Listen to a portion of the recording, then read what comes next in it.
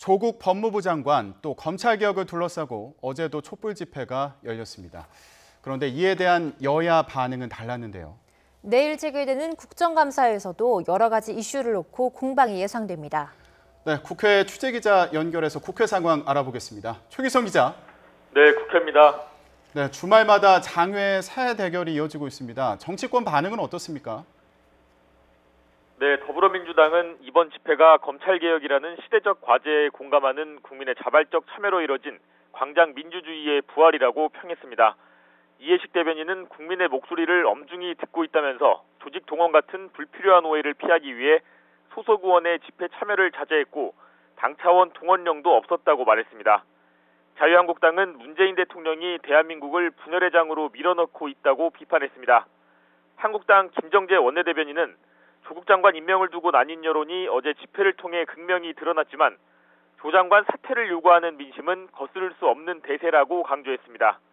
바른미래당 손학규 대표는 어제 저녁 광화문 촛불 집회에서 대통령이 되면 국민을 생각하고 나라를 생각해야 한다며 대통령이 조 장관을 버려야 한다고 촉구했습니다. 네, 이번 주도 국정감사가 계속 이어집니다. 내일은 어디가 승부처가 될까요?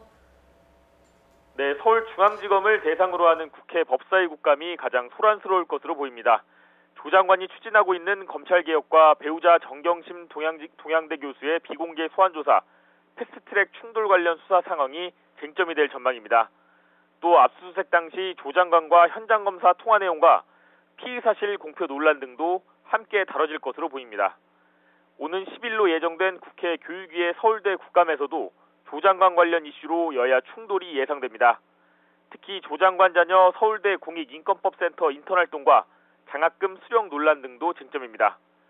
이 밖에 국회 국방위에선 방위 사업청 등을 대상으로, 과방위에선 원자력 관련 기관을 대상으로 국감을 진행합니다. 민주당 정춘숙 원내대변인은 한국당이 정쟁을 유발해서 국감을 파행하려고 하는 게 아닌가 싶을 정도라며 민생 국감을 해야 한다고 밝혔습니다. 한국당 전희경 대변인은 서울대 국감 등을 통해 조국 일가가 어떻게 법과 제도를 악용하고 어떤 범법을 저질렀는지 살펴보겠다고 했습니다. 지금까지 국회에서 전해드렸습니다.